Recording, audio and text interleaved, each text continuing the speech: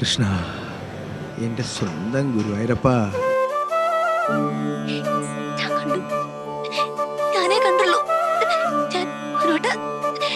ഞാൻ മാത്രമേ കണ്ടിട്ടുള്ളൂ.